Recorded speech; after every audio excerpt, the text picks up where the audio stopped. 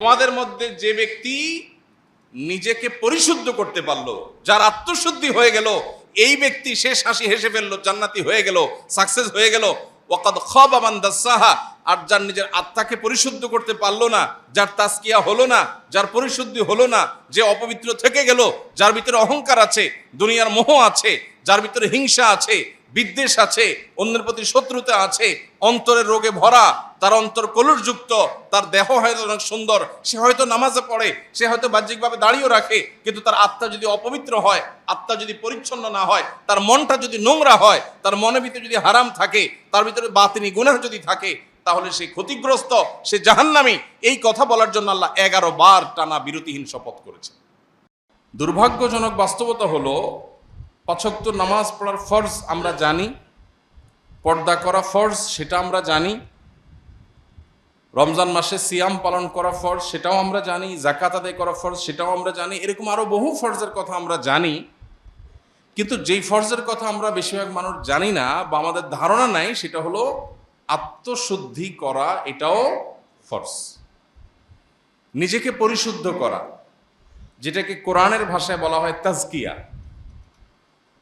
কোরআনের ভাষায় কি বলা হয়? তাজকিয়া। আর আমরা আমাদের বাংলায় নিজের ভাষায় সেটাকে বলতে পারি আত্মশুদ্ধি, নিজেকে সংশোধন করা, নিজের ইসলাহ করা, নিজেকে পরিশুদ্ধ করা। আমরা যখন দুনিয়াতে এসেছি,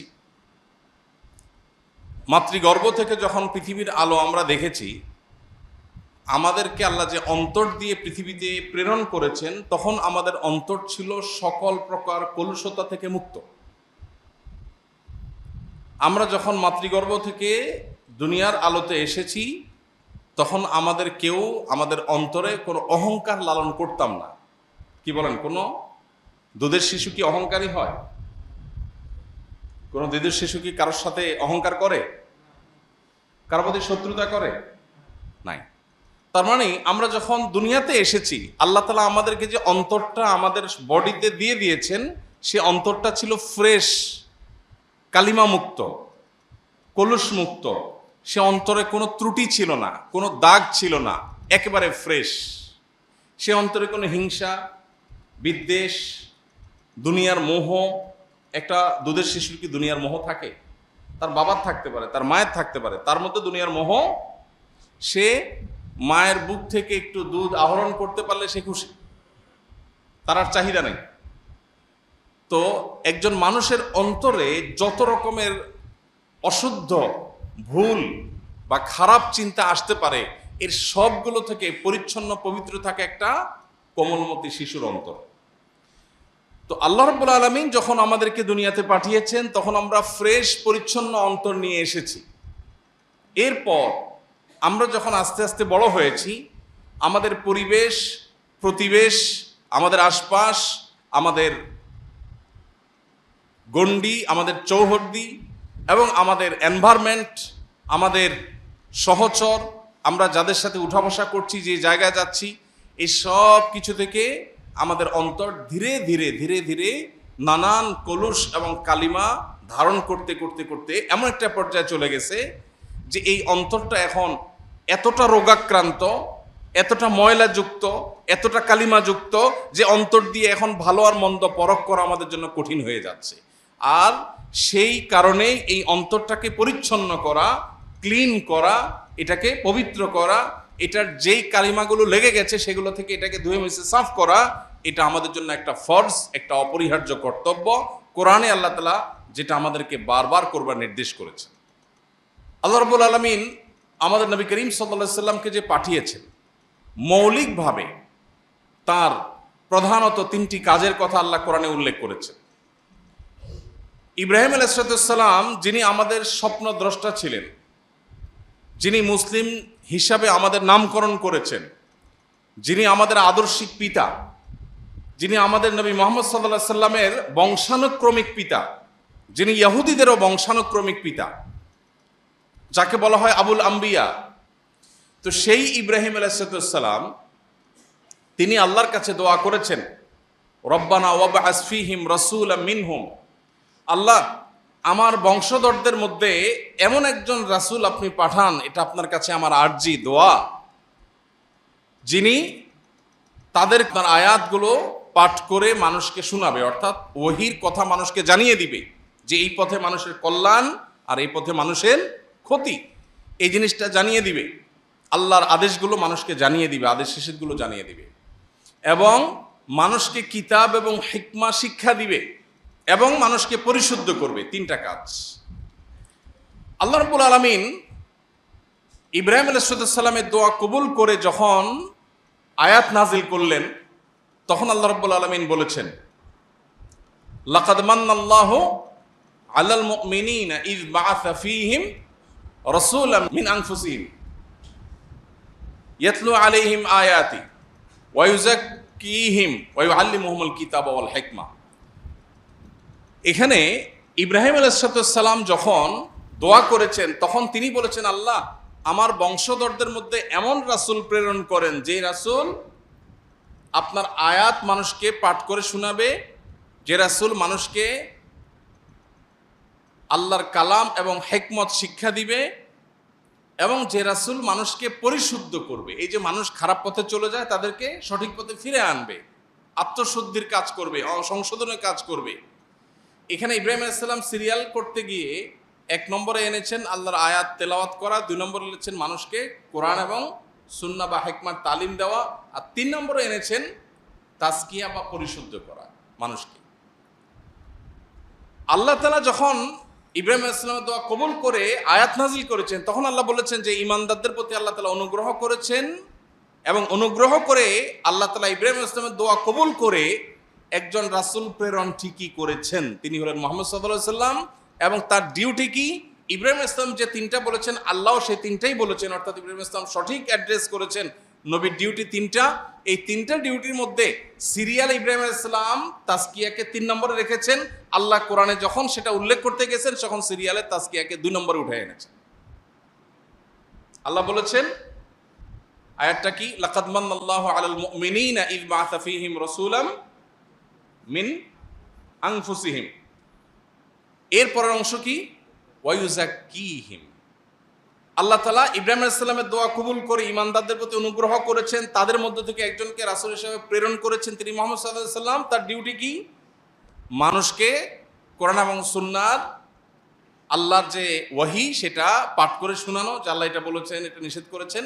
আর দ্বিতীয় ডিউটি হলো ওয়া ইউযাক্কিহিম, মানুষকে পরিশুদ্ধ করবে, মানুষের সংশোধনকে নিশ্চিত করবে। এটা নবী করিম সাল্লাল্লাহু আলাইহি সাল্লামের দ্বিতীয় ডিউটি। 3 নম্বরে বলেছেন কিতাব এবং সুন্নাহ, কিতাব এবং হিকমার তালিম দিবে। তাহলে এখান থেকে বোঝা যায় এই যে অ্যাপ্রোচ, ইব্রাহিম আলাইহিস সালাম নবীদের 3টা ডিউটি, নবী সাল্লাল্লাহু আলাইহি ওয়াসাল্লাম 3টা ডিউটি বলেছেন, আল্লাহও 3টা বলেছেন। ইব্রাহিম আলাইহিস সালামের সিরিয়ালে আত্মশুদ্ধিটা 3 নম্বরে ছিল, আল্লাহ যখন উল্লেখ করেছেন সেটার, তখন উল্লেখ করতে গিয়ে ওটাকে সিরিয়ালে এনেছেন কত নম্বরে? 2 নম্বরে। তার মানে উঠে এনেছেন একটা ধাপ। এখান থেকে বোঝা গেল একজন মুসলমানের কাছে বা আল্লাহর দৃষ্টিতে নিজেকে পরিশুদ্ধ করার গুরুত্ব অপরিসীম। ভাইরা আমার, কোরআনে কারিমে আল্লাহ তাআলা বিভিন্ন জায়গায় শপথ করেছেন, আপনারা জানেন। আল্লাহ অনেক জায়গায় শপথ করে অনেক কথা বলেছেন না? শপথ মানুষ কেন করে, বা আমরা শপথ করি কেন? অবিশ্বাস্য কথাকে বিশ্বাসযোগ্য করবার জন্য, তাই না? যে আমি এমন একটা কথা বলছি আপনার বিশ্বাস করতে কষ্ট হবে, সেজন্য আমি বলছি আল্লাহর কসম, আমার যে কথাটা আপনার বিশ্বাস করতে কষ্ট হবে সেটা বিশ্বাসযোগ্য করে তুলবার জন্যই আমরা কি করি? শপথ করি। আল্লাহ সুবহানাহু ওয়া তাআলা তার কোনো কথায় সন্দেহ করবার সুযোগ নেই। মানুষের কথা সন্দেহ হতে পারে, সে অপশন আছে, কিন্তু আল্লাহর কথার মধ্যে সন্দেহ করার অপশনই নাই। তিনি মহাসত্য, তার উপরে সত্য নাই। যেই আল্লাহর উপর কোনো সত্য নাই, সে আল্লাহ আবার কোরআনে শপথ করে কেন কথা বলতে হবে? আল্লাহর কি কথা বলার সময় শপথ করার দরকার আছে? নাই। ভাইরা আমার, যেই আল্লাহর শপথ করার দরকার নাই, তার সব কথাই বিশ্বাসযোগ্য, বরং বিশ্বাস করতে আমরা বাধ্য, সেই আল্লাহ আবার শপথ করেছেন কেন? আমাদেরকে বোঝাবার জন্য যে এই কথাটা খুব ইম্পর্টেন্ট। ফলে এইটা বলতে গিয়ে আমি শপথ করছি, তোমরা যদি এই কথা বলতে, তাহলে শপথ করে বলা লাগতো তোমাদের। কথাটা এতটা ইম্পর্টেন্ট, এতটা অতি গুরুত্বপূর্ণ যে তোমরা বললে শপথ করে বলতে হতো। জাস্ট সেটা বোঝাবার জন্য আল্লাহ তাআলা শপথ করেন। শপথের আল্লাহর আরো বিভিন্ন মাকসাদ, আরো হিকমা, আরো রহস্য আছে, যেটা উলামা ইকরাম উল্লেখ করেছেন, মুফাসসিরগণ বলেছেন। আমার আলোচ্য বিষয় সেটা না। আলোচ্য বিষয় হলো আল্লাহ যত শপথ করেছেন, কোথাও একবার শপথ করে একটা কথা বলেছেন, কোথাও দুইবার শপথ করে একটা কথা বলেছেন। পুরো কোরআন জুড়ে বিভিন্ন জায়গায় এরকম শপথ আছে। কোথাও তিনবার শপথ করে একটা কথা বলেছেন, যেমন আল্লাহ রাব্বুল আলামিন বলেছেন ওয়াল আসর ইন্নাল ইনসানা লাফি খুসর। আমরা সবাই জানি এটা ছোট সূরা। আসরের শপথ, আসর মানে যুগ, যুগের শপথ, হ্যাঁ, যে মানুষ ক্ষতির মধ্যে আছে। তবে যারা ঈমান আনলো, নেকামল করলো, ভালো কাজের কথা মানুষকে বললো এবং ধৈর্য ধারণ করলো, এরা কিয়ামতের সাকসেস হবে, আর বাকি সব মানুষ লুজার হবে। এই কথাটা বলতে গিয়ে আল্লাহ আসরের শপথ করেছেন। এখানে একবার শপথ আল্লাহ করেছেন, তাই না? এরকম কোরআনে বিভিন্ন শপথ আছে। আমরা যে বিষয়ে আলোচনা করছি আজ, অর্থাৎ আত্মশুদ্ধি করার গুরুত্ব, নিজেকে পরিশুদ্ধ করার গুরুত্ব এবং আত্মশুদ্ধি করা যে একটা ফরজ, যে ফরজ সম্পর্কে আমাদের অনেকের ধারণা নাই, এই বিষয়ে কথা বলতে গিয়ে, এটার গুরুত্ব বর্ণনা করতে গিয়ে আল্লাহ তাআলা কোরআনে কারিমে 7টি আয়াতে, অনেক মুফাসসিরদের মতে 7 বার, তবে বিশুদ্ধ মত অনুযায়ী 11 বার আল্লাহ শপথ করেছেন। কয়বার? 11 বার।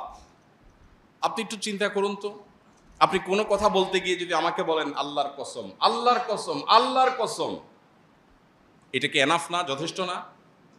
কিন্তু আপনি যদি আমাকে 11 বার শপথ করেন, তাহলে আমার ধারণা কি হবে যে কথাটা এত গুরুত্বপূর্ণ, মানে এর চেয়ে গুরুত্বপূর্ণ কোনো কথা থাকতে পারে না।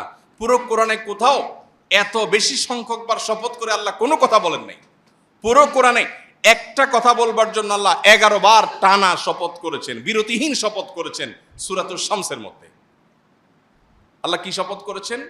ওয়াশ-শামসি ওয়া দুহাহা, সূর্যের শপথ। দেখেন আল্লাহ বড় বড় সৃষ্টিগুলোর শপথ করে। যদিও এখানে আরেকটা মাসআলা বলে রাখতে হয় প্রসঙ্গত, কোনো মুসলমানের জন্য আল্লাহ ছাড়া আর কারোর নামে শপথ করা জায়েজ নাই। নবীজি সাল্লাল্লাহু আলাইহি সাল্লাম বলেছেন, মান আরাদা আন ইয়াহলিফা ফালইয়াহলিফ বিল্লাহি আও লিয়াসমুত। কেউ যদি শপথ করতে চায় সে আল্লাহর নামে শপথ করবে, আর না হলে সে চুপ থাকবে, আর কারোর নামে শপথ করতে পারবে না। অতএব আমরা এই যে বাপের কিরা, মায়ের কিরা, ক্যাশ ছুঁয়ে বলছি, গাড়ির স্টিয়ারিং হুইল ছুঁয়ে বলছি, বাচ্চার মাথা ছুঁয়ে বলছি, মাটি ছুঁয়ে বলছি, ঠ্যাং ছুঁয়ে বলছি, এইসব নাটক যা আমরা করি এগুলো সবই শরিয়ার লঙ্ঘন, নবী সাল্লাল্লাহু আলাইহি সাল্লামের পরিষ্কার হাদিসের লঙ্ঘন। এটা এক প্রকারের শিরক। এই শিরকের ফলে ঈমান চলে যাবে না, এটা শিরকে আসগর, ছোট শিরক, কিন্তু এটা এক প্রকার শিরক। এই জন্য আল্লাহ ছাড়া কারোর নামে শপথ করা জায়েজ নাই। শপথ হবে সব কার নামে? আল্লাহর নাম।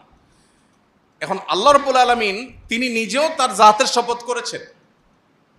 আল্লাহ রাব্বুল আলামিন কোরআনে কারিমে কোথাও কোথাও তার এরকম বৃহৎ বড় বড় সৃষ্টিগুলোর নামেও শপথ করেছেন, বরং বেশিরভাগ শপথ সেরকম। এই যে আল্লাহর বড় বড় সৃষ্টির নামে শপথ করেছেন, এটা হলো ওই সৃষ্টির গুরুত্ব বোঝাবার জন্য, আবার আমাদেরকে শপথকৃত বিষয়ের গুরুত্ব বোঝাবার জন্য। তো আল্লাহ বলছেন ওয়াশ-শামসি ওয়া দুহাহা, সূর্যের শপথ এবং সূর্যের যে কিরণ সেটার শপথ। ওয়াল কামারি ইযা তালাহা, চন্দ্রের শপথ আল্লাহ করেছেন। এইভাবে দিনের শপথ করেছেন, রাতের শপথ করেছেন।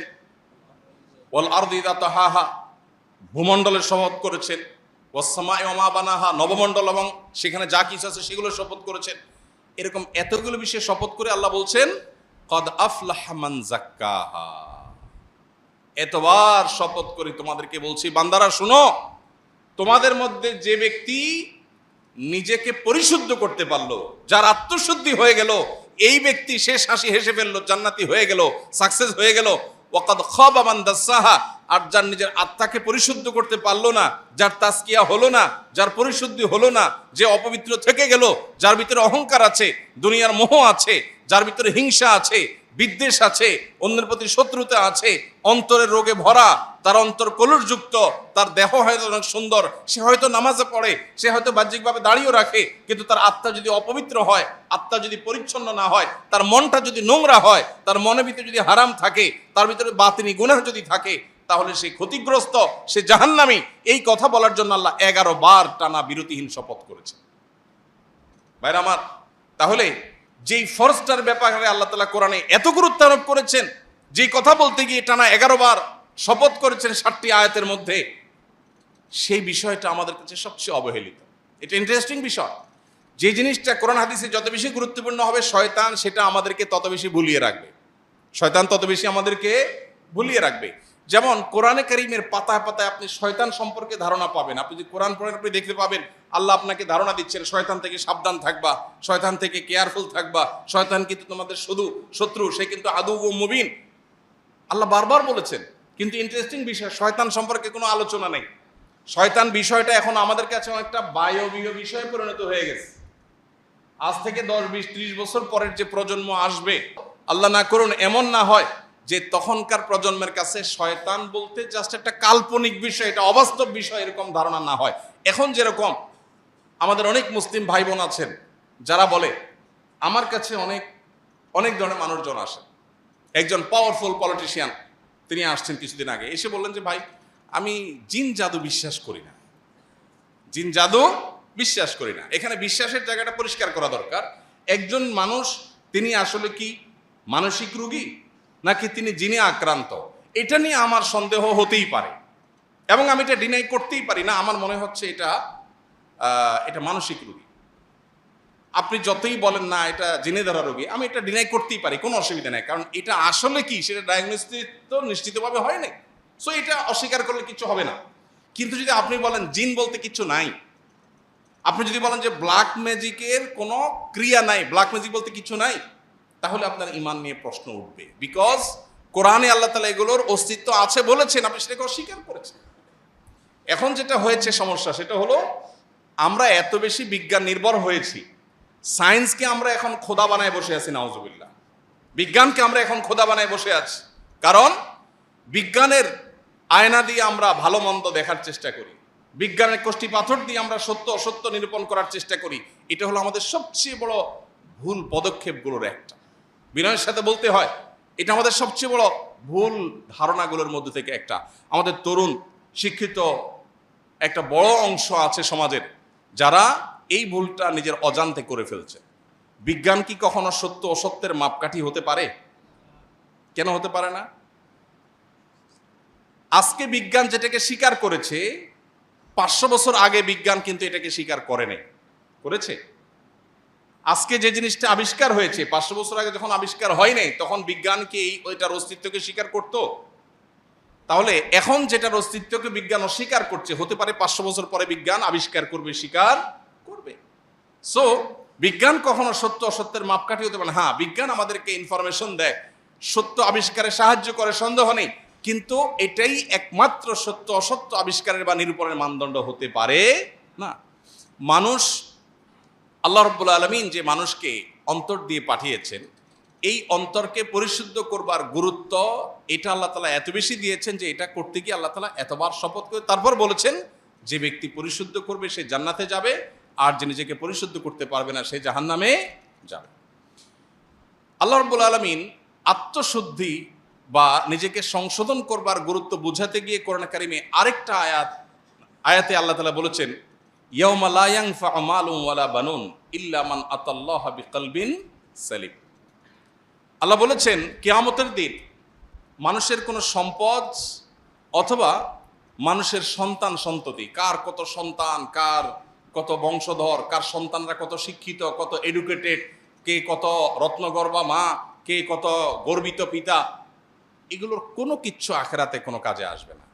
এই যে আমরা এখন ভাবসাব নেই, আমার 2 ছেলে কানাডা পড়ে, একটা আমেরিকা থাকে, আরেকটা লন্ডন থাকে, আরেকটা থাকলে লন্ডন যাইতো, আরেকটা থাকলে আরেক দেশে যাইতো, এরকম ভাবসাব আছে না সমাজে? প্রচুর পরিমাণ আছে। সন্তান নিজের কাছে নাই, সন্তান আরেক দেশে থাকে, কত বড় কষ্টের কথা, কত বড় দুঃখের কথা। আরেকজনের সন্তান হয়তো একটা ছোট কাজ করে, কিন্তু সকাল বিকাল সন্তানের মুখটা দেখে, কত শান্তি। কিন্তু দুর্ভাগ্য আমাদের, এমন এক পৃথিবী আমরা পেয়েছি যে পৃথিবীতে গর্ব করার বিষয়গুলো অনেক ক্ষেত্রে বেশ হাস্যকর হয়ে যায়।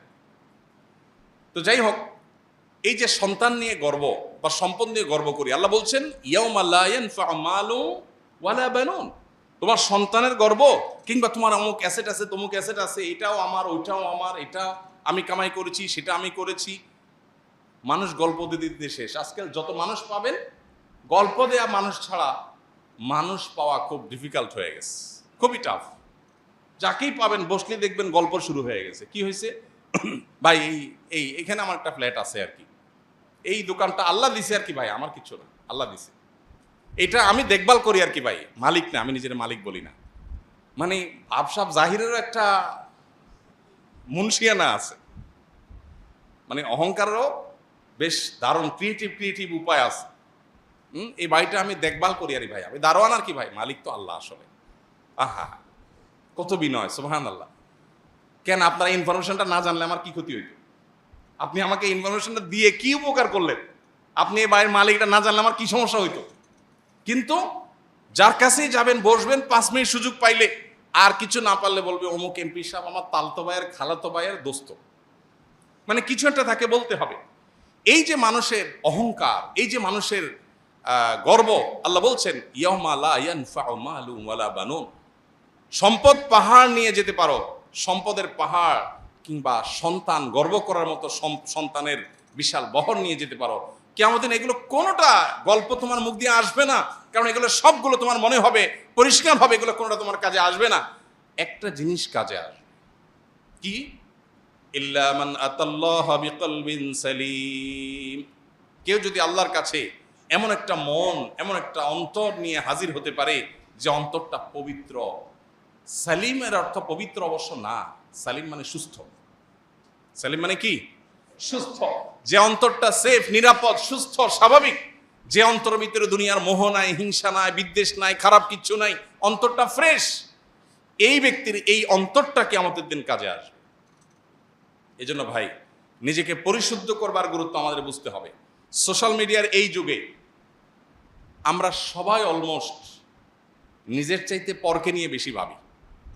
নিজের চাইতে অমুকে কি করেছে, তমুকে কি করেছে, অমুকের কি বলা উচিত ছিল, তমুকের কি করা উচিত ছিল, কার কি সমস্যা আছে, আমার কি সমস্যা আছে, এটা নিয়ে কোনো অ্যানালাইসিস সাধারণত করার সুযোগ আমাদের হয় না। ওই যে শুরুতে বলেছি, আল্লাহ রাব্বুল আলামিন দুনিয়াতে যখন পাঠিয়েছেন তখন একটা মন দিয়ে পাঠিয়েছেন। সেই মনটাতে কোনো নোংরামি ছিল, কোনো কলুষতা ছিল, কোনো খারাপ কিছু ছিল? আল্লাহ কিয়ামতের দিন আবার বুঝে নিবেন, বান্দা তোমাকে আমি একটা ফ্রেশ, রোগমুক্ত, পরিচ্ছন্ন অন্তর দিয়ে পাঠিয়েছিলাম, তুমি আমার কাছে এসেছো এমন একটা অন্তর নিয়ে যে অন্তরে শত শত মানুষের প্রতি শত্রুতা, বিদ্বেষ, অহংকার, খাই লোভ, মোহ, দুনিয়ার সমস্ত রোগ দিয়ে সেটাকে পরিপূর্ণ করে তারপর তুমি আমাকে দিয়েছো। আমি অন্তরটা অ্যাকসেপ্ট করব না? আমি যে পরিচ্ছন্ন অন্তর দিয়েছি আমি সেটাই রিটার্ন চাই। যদি সেটা দিতে হয় তাহলে এখন থেকে আমাদেরকে আত্মশুদ্ধির অভিযানে নামতে হবে, নিজেকে সংশোধন করার কাজে নামতে হবে। আল্লাহ আমাদের সবাইকে সেই তৌফিক দান করুন। সবাই চেষ্টা করবো তো ইনশাআল্লাহ। কিভাবে আত্মশুদ্ধি হতে পারে? প্রতিনিয়ত সবসময় আমার নিজের সমস্যাগুলোকে চিহ্নিত করার চেষ্টা করা। আমরা যদি সবাই নিজের দিকে তাকাতাম, নিজের সংশোধনের চিন্তা করতাম, তাহলে সমাজটা অনেক সুন্দর হয়ে যেত। দেখুন, গোটা পৃথিবী আপনাকে বলবে ভোগ করো, ইসলাম আপনাকে বলে নিজেকে সংশোধন করো, নিয়ন্ত্রণ করো, কন্ট্রোল করো। এই যে আত্মাকে বা নিজেকে নিয়ন্ত্রণ করবার যে এক্সারসাইজ, এটা একমাত্র ইসলাম বলবে আপনাকে, আর কোথাও বলবে না। ইসলামই আপনাকে বলবে কন্ট্রোল করো। আজকের পৃথিবীর প্রত্যেকটা বিষয়ের দিকে তাকালে আপনি দেখবেন আপনাকে শুধু ভোগের আহ্বান করা হচ্ছে। বিজ্ঞাপনী বিলবোর্ড কিসের আহ্বান করে? ভোগের। পত্রিকার পাতার বিজ্ঞাপন কিসে আহ্বান করে? ভোগের। গোটা পৃথিবীর যেদিকে তাকাবেন আপনাকে ভোগের আহ্বান করা হচ্ছে। যে কালচার ডেভেলপ করা হয়েছে, যে পৃথিবী সাজানো হয়েছে, এই পৃথিবীটা ভোগের দাওয়াত দিচ্ছে। আর ইসলাম আপনাকে বলছে না, ত্যাগ শিখো, স্যাক্রিফাইস শিখো, কন্ট্রোল শিখো, কারণ এখানেই সুখ। একজন মানুষ যখন তার মনে যখন মোহ থাকে না, সে কোনো সম্পদের মালিক না হয়েও সুখী। আরেকজন অন্তরে যখন মোহ থাকে, সে শত সহস্র সম্পদের মালিক হওয়ার পরও অভাবী। এই জন্য ভাইরা, নিজের আত্মাকে পরিশুদ্ধ করবার জন্য আমাদের অনেকগুলো স্টেপ অবলম্বন করতে হবে, অনেকগুলো পদক্ষেপ নিতে হবে। এবং তার আগে, পদক্ষেপ নেওয়ার আগে আমাদের আবারও মনের মধ্যে গেঁথে নিতে হবে, নামাজ, রোজা, হজ, যাকাত, হালাল উপার্জন, পর্দা করা, বাবা মার কথা শোনা, এসব বিষয়গুলো যেরকম ফরজ, ঠিক একইভাবে নিজেকে সংশোধন করা, আত্মশুদ্ধি করা, নিজের পরিশুদ্ধির জন্য উদ্যোগী হওয়া, এটাও একটা ফরজ। বরং এটা এমন ফরজ, যেই ফরজের কথা বলতে গিয়ে আল্লাহ শপথ করেছেন 7 আয়াতে 11 বার, যেটার কথা নবীজি বলেছেন, আলা ইন্না ফিল জাসাদে লামুজগা। মানুষের শরীরে একটা বিশেষ অর্গান আছে, একটা পার্ট, একটা অংশ আছে, ইদা সলুহাত, সেটা যদি ঠিক হয়ে যায়, সলুহাল জাসাদু কুল্লু, পুরো মানুষের বডিটাই ঠিক হয়ে যায়। ওইদা ফাসাদাত, সেই অর্গানটা, সেই শরীরের অঙ্গটা যদি নষ্ট হয়ে যায়, পুরো শরীর নষ্ট হয়ে যায়, আল্লাহ ওয়াহিয়াল কলব, নবীজি বলেছেন সেটা হলো অন্তর আর কিছু না। নবীজি বলেছেন আত্তাকওয়া হাহুনা, আত্তাকওয়া হাহুনা, আত্তাকওয়া হাহুনা, মানুষের অন্তরের মধ্যেই হলো তাকওয়া। এটা যদি ঠিক হয়ে যায় তখন এটা রাজধানীর মতো হাত, মুখ, চোখ, সব অঙ্গ প্রত্যঙ্গগুলো ওইটার ডিরেকশন অনুযায়ী চলতে থাকে। আর যখন ভেতরে অহংকার থাকে তখন বাহির দিয়ে বিনয়ের ভাব ধরে, আসলে মনে কি অহংকার। এজন্য ভাইরা, নিজের পরিশুদ্ধির জন্য আমাদের কিছু স্টেপ নিতে হবে। নাম্বার 1, কিভাবে আত্মশুদ্ধি হতে পারে। 1 নম্বর হলো সকল প্রকার গুনাহ থেকে বাঁচার জন্য সর্বোচ্চ সংগ্রাম করা। কারণ নবীজি সাল্লাল্লাহু আলাইহি সাল্লাম বলেছেন, মানুষ যখন কোনো গুনাহ করে, আল্লাহর কোনো নিষিদ্ধ পথে যায়, কোনো একটা পাপের কাজ করে, মোবাইলে একটা হারাম জিনিস দেখে ফেললেন, একজন পুরুষ পর্নোর ছবি দেখলেন, মজা নিলেন, তা হারাম গুনাহের কাজ করলেন। এর ফলে কি হবে? অন্তরের মধ্যে, অন্তরটা কিন্তু ফ্রেশ ছিল, এটাতে একটা দাগ পড়বে। একটা গুনাহ করলে একটা দাগ পড়ে, হাদিসে আসছে। আরেকটা গুনাহ পড়লে আরেকটা দাগ পড়ে, আরেকটা পড়লে আরেকটা দাগ পড়ে। এভাবে পড়তে পড়তে একটা স্বচ্ছ আয়নার উপরে যেরকম অনেক ময়লা পড়লে যেরকম সে আয়নায় ভালো মন্দ চেহারাতে কি আছে না আছে বোঝা যায় না, ঠিক একইভাবে একটা অন্তরে যখন অনেক গুনাহ করতে করতে করতে করতে কলুষে পরিপূর্ণ হয়ে যায়, তখন এই অন্তর দিয়ে কোনটা ভালো কোনটা মন্দ, কোনটা হক কোনটা বাতিল, কোনটা সত্য কোনটা মিথ্যা, কোনটা জান্নাতের পথ কোনটা জাহান্নামের পথ, এটা নিরূপণ করবার ক্ষমতা থাকে না। এই জন্য আমার অন্তরকে পরিশুদ্ধ করবার জন্য 1 নম্বরের কাজ হলো সকল প্রকার গুনাহ থেকে বাঁচার জন্য সর্বোচ্চ সংগ্রাম করা। এরপরে যদি গুনাহ হয়ে যায়, ওই যে অন্তরে গুনাহ হয়ে গেছে মানে দাগ পড়ে গেছে, এই দাগ রিমুভ করার জন্য উপায় আছে। গ্লাস পরিষ্কারের জন্য যেরকম গ্লাস ক্লিনার আছে, ঠিক একইভাবে অন্তর পরিষ্কারের জন্য কলব ক্লিনার আছে। সেই ক্লিনারের নাম হলো তওবা। সেটার নাম কি? তওবা। বান্দা যখন তওবা করে, আত্তাইবু মিনাজ যামবি কামা লা যামবা লাহ, তার অন্তরে যে দাগ পড়ে যায়, ভালো করে তওবা করতে পারলে সেই দাগ মুছে যায়। তাহলে আমাদের নিজেদের পরিশুদ্ধ করার জন্য 1 নম্বর স্টেপ হলো কি? গুনাহ থেকে বাঁচার জন্য সংগ্রাম করা। অনেক নফল নামাজ দরকার নাই, অনেক নফল দানও দরকার নাই, অনেক তাসবিহ না হলেও চলবে, অনেক তেলাওয়াত না হলেও চলবে, কিন্তু যেটা না হলে চলবে না সেটা হলো কি? আমার দ্বারা কোনো গুনাহ হবে না। আমি চোখের গুনাহ, মুখ দিয়া সকাল থেকে রাত পর্যন্ত কত গীবত বেহুদা কথা বলছি, এগুলো সবগুলো গুনাহ। যেগুলো কোরআন হাদিসে নিষেধ করা হচ্ছে সেগুলো করাই হলো কি? গুনাহ। অতএব সেগুলো থেকে বেঁচে থাকার চেষ্টা করা। যদি কোনোটা হয়ে গেছে আমি টের পাই, এই কথাটা তো বলা ঠিক হয়নি, আমার অন্যায় হয়ে গেছে, দেরি না করে সাথে সাথে রিমুভার দিয়ে সেটাকে রিমুভ করা, অর্থাৎ তওবা করা যে আল্লাহ আমি অন্যায় করেছি, আর করবো না, এটাই রিমুভার। তাহলে এই প্রক্রিয়ার মধ্য দিয়ে আমাদের অন্তরটাকে পরিচ্ছন্ন রাখতে পারি। আর দ্বিতীয়ত হলো, আল্লাহ বলেছেন ইয়া আইয়ুহাল্লাযীনা আমানুত্তাকুল্লাহ ওয়া কুনু মা'আস সাদিকিন, এই ইমানদাররা তোমরা তাকে অবলম্বন করো আর নেককার আল্লাহওয়ালা মুত্তাকি পরহেজগার মানুষের সুহবতে থাকো। সাহচর্য অনেক গুরুত্বপূর্ণ। পরিবেশ, নেককারদের পরিবেশ কিন্তু মানুষকে নেককার করে, বদকারদের পরিবেশ মানুষকে বদকার করে। এই জন্য সাহচর্য এবং সোহবত মানুষকে যত দ্রুত পরিবর্তন করে, অন্য কোনো কিছু এত দ্রুত পরিবর্তন করে না। এক বস্তা ভালো আলুর মধ্যে একটা পচা আলু রেখে দিবেন, ওই পচা আলুর সোহবতে থেকে থেকে আশপাশে সবগুলো পচতে থাকবে, পুরো বস্তা পচে শেষ হয়ে যাবে।